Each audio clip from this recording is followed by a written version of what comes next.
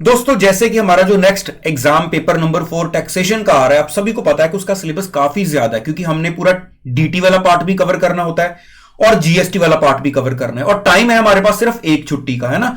तो उसमें कैसे बेस्ट वे में मैनेज किया जाए, तो मैं आपको बता देता हूं कि जैसे मैंने बाकी भी हमारे जो 3 सब्जेक्ट के एग्जाम हो चुके हैं उसकी जो स्ट्रेटजीज हैं वो हमारे टेलीग्राम चैनल पर भी डाली थी और यूट्यूब पर भी मैंने वीडियोस डाली थी। तो अब इस पेपर में मैंने थोड़ी सी चेंज की है, क्योंकि आपको इस पर थोड़ा सा टाइम ज्यादा चाहिए, क्योंकि सिलेबस बहुत ज्यादा है। मैं आपको दिखाता हूं फटाफट, आप मेरी स्ट्रेटजी को जरा समझ लो, आपको इजी रहेगा इसके साथ अपनी रिवीजन को करना। तो देखो, सबसे पहले तो जैसे आज का दिन 26 नवंबर हमारा कॉस्टिंग का एग्जाम हो चुका है।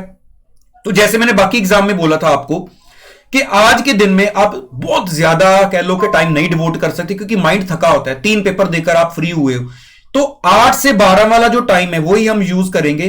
तो ये 4 घंटे में मेरे हिसाब से एक बच्चा जो है वो, जैसे अगर स्टडी मटेरियल फॉलो कर रहे हो, तो जो हमारा मॉड्यूल 1 है उसमें 3 चैप्टर है ना। मॉड्यूल 1 में मैं आपको चैप्टर की नाम भी दिखा देता हूं, सेम स्टडी मटेरियल के हिसाब से। आपके बेसिक्स हो गए, रेजिडेंशियल स्टेटस और आपका जो एग्जेम्प्टेड इनकम्स वाला चैप्टर है।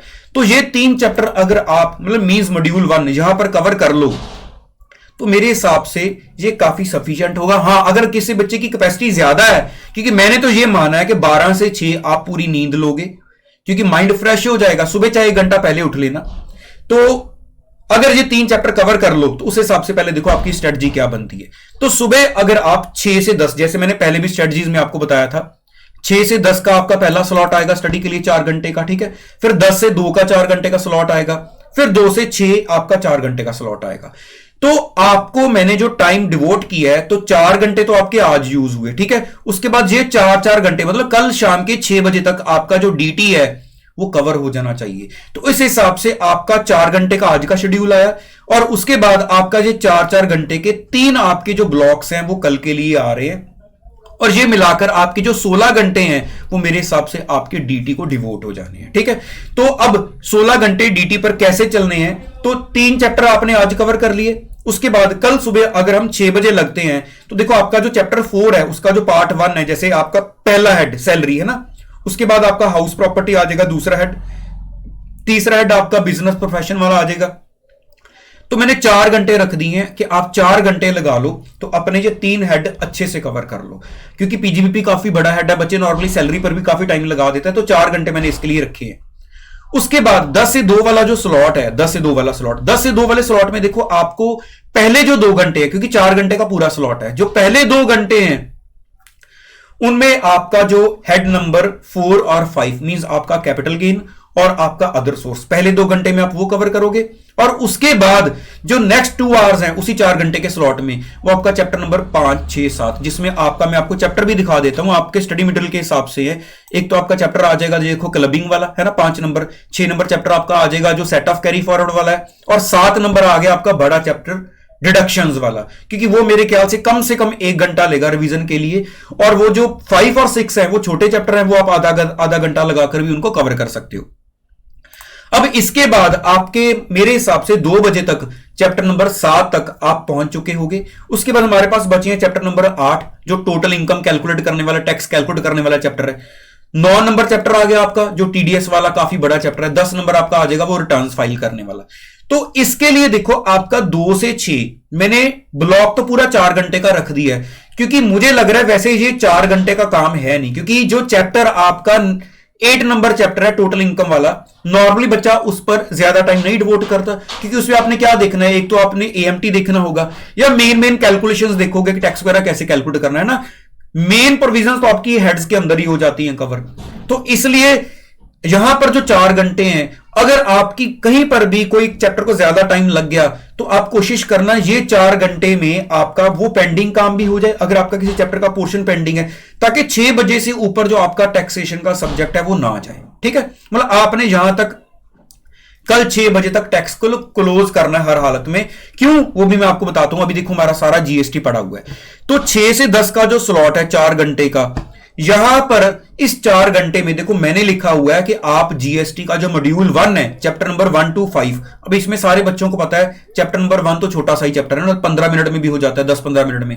मेन तो 2 से लेकर 5 तक चैप्टर्स हैं, तो वो 4 घंटे में आपने कवर करने की कोशिश करनी है। और कोशिश तो देखो मैं आपको सच बताऊं, अगर मैं यहां पर, क्योंकि ये अगर बच्चों ने पहले भी मेरी आपने सबने स्ट्रेटजीज देखी हुई हैं, तो ये 10 से 12 का जो टाइम है आप देख रहे हो कि ये 2 घंटे किस लिए रखे हुए हैं, क्योंकि देखो मैंने आपको कहीं पर भी यहां पर जो टाइम यूज किया है, कहीं पर भी आपका फ्री टाइम कहां है, कहां पर आपने रिफ्रेशमेंट लेनी है, कोई भी नहीं रखा। तो ये 2 घंटे मैंने रखे हुए हैं जो आप बीच में कहीं पर भी एडजस्ट कर लो, ठीक है। तो मेरे हिसाब से आपका जो मतलब 12 बजे तक का टाइम है वो इन्हीं चैप्टर्स में खत्म हो जाएगा। अब हमारे पास पड़े हुए हैं जीएसटी का मॉड्यूल 2, जिसमें हमारे पास फिर से 5 चैप्टर हैं, जिसमें आपका चैप्टर नंबर 6 तो काफी ज्यादा इंपॉर्टेंट और बड़ा है, इनपुट टैक्स क्रेडिट वाला ना। चैप्टर नंबर 7 भी छोटा नहीं है और 8 भी छोटा नहीं है, तो इसलिए आपको उन चैप्टर को ज्यादा टाइम चाहिए। तो यहां पर मैंने जो आपका सोने का जो टाइम है ना, मतलब जिस दिन आपका एग्जाम आना है उस दिन आपका जो सोने का टाइम है ना, वो नॉर्मली मैं 6 घंटे का रखता हूं, तो मैंने वो 6 घंटे से कम करके 4 घंटे कर दिया, ठीक है। तो मतलब आपको यहां पर 6 घंटे की मैंने जो स्टडी है वो सेट की है कि इस 6 घंटे में आपको जीएसटी का मॉड्यूल 2 कवर करना है। अगर किसी बच्चे को ये प्रेशर लग रहा है ये स्ट्रेटजी देखकर कि यार मैं मतलब एग्जाम वाला डे आ जाएगा, अभी मेरा इनपुट टैक्स क्रेडिट वाला चैप्टर पेंडिंग पड़ा है और मेरे बाकी रजिस्ट्रेशन वगैरह वाला इंपॉर्टेंट चैप्टर पेंडिंग पड़ा है, तो मैं उसको पेंडिंग नहीं छोड़ सकता। तो देखो आपके पास टाइम भी तो इतना की है, तो आपको बस जो करना है ना उसके ऊपर डेडिकेशन के साथ, श्योरिटी के साथ चलना है। मतलब ये नहीं माइंड में आना चाहिए चलो 3 का कुछ पार्ट रह गया, ये उस दिन जाते वक्त एग्जाम से पहले देख जाऊंगा, क्योंकि वहां पर हमने बहुत इंपॉर्टेंट एरिया रखा हुआ है ऑलरेडी, ठीक है। तो इस स्ट्रेटजी को आप समझ गए हो। अब इसका जो पीडीएफ है मैं वो भी आपको बता देता हूं, हमारा जो टेलीग्राम चैनल है वहां पर मैं आपको डाल दूंगा, तो आप उसका लिंक नोट कर लो। राइप क्लासेस के नाम से टेलीग्राम चैनल है, उसका लिंक मैंने नीचे डिस्क्रिप्शन में भी दे दिया है, वहां से इसका पीडीएफ आप डाउनलोड कर लेना। हाँ, स्ट्रेटजी में कुछ आपने चेंजेस करनी हो, चैप्टर को ऊपर नीचे करना हो, ये आपकी चॉइस है। अगर आपको लग रहा है कि आप ज्यादा कवरेज कर सकते हो, आज का दिन आप ज्यादा पढ़ सकते हो, तो जरूर पढ़ो, क्योंकि एंड पर थोड़ा बर्डन कम रखो। हाँ, बस ये है कि जितना पढ़ो वो पूरा माइंड को प्रेजेंट रख के रिवाइज करना। तो मेरा बस मेन यही मकसद था कि आपको एक आइडिया लग जाए कि कितना टाइम मेरा किस चैप्टर पर आ रहा है, ताकि माइंड में ये चीज ना रह जाए कि मैंने तो सोचा था इस चैप्टर के लिए टाइम बच जाएगा, लेकिन अब टाइम कहां गया, वो आपका सारा सामने पहले ही कैलकुलेट हो गया। तो चलिए, ऑल द बेस्ट मेरी तरफ से, अच्छा एग्जाम करना और अच्छे रिजल्ट लेकर आना। मिलते हैं नेक्स्ट वीडियो में। Thank you so much.